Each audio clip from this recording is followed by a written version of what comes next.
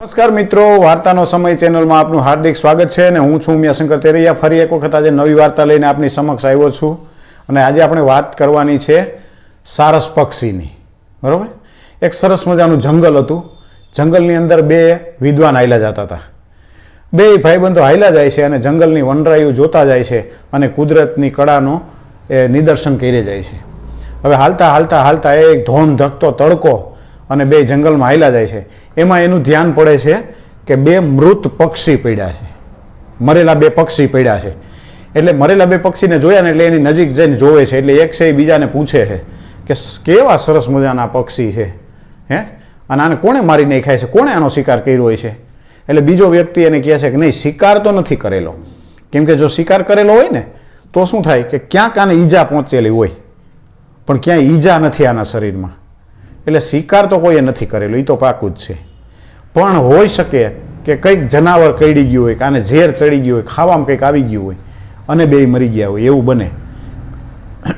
એટલે પેલા એ કીધું કે ના ના, એવું ન બને. કેમ કે આમ જુઓ ને તો એના દેહ એમનું રૂડા રૂપાડા પડ્યા છે.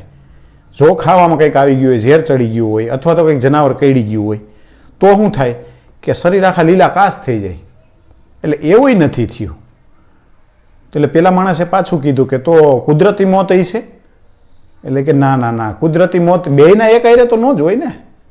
હવે આવી ચર્ચા કરે છે ને, આજુબાજુ જોવે છે ને, તો એક નાનું એવું ઠીબડું એટલે કે તૂટેલો ગોરો ઠીકરું, એ ઠીબડાની અંદર થોડુંક એવું પાણી હતું. કેટલું કે એક પક્ષી માંડ માંડ પી શકે એટલું. બરોબર? એટલે પછી એ વિદ્વાને કીધું કે મિત્ર અહીંયા જો કે શું છે કે આ પક્ષી છે ને તરસા મરી ગયા છે. એટલે પેલો કહે કે આ ઠીબડામાં તો હજી પાણી ભર્યું છે અને તરસા ક્યાંથી મરી ગયા? તો કે ના ના, પાણી છે ને તરસા મરી ગયા. શું કામે? કે આ બે સારસ પક્ષી હતા, સારસનું જોડલું હતું. શું હતું? સારસ પક્ષીનું જોડું, એક સારસ ને એક સારસી. અને એ આ ઉનાળાના ધોમધકતા તડકાની અંદર ફરતા ફરતા ફરતા ઉડતા નીકળાય છે અને ખૂબ તરસ લઈ ગઈ છે અને આટલું ઠીબડામાં પાણી જોઈ ગયા અને અહીંયા ઉતરાય છે પાણી પીવા. અને ઠીબડાનું પાણી જોઈને પાણી પીવા ઉતરાય છે અને જોયું ઠીબડામાં કે એક પક્ષી પીવે એટલું માંડ માંડ પાણી હતું.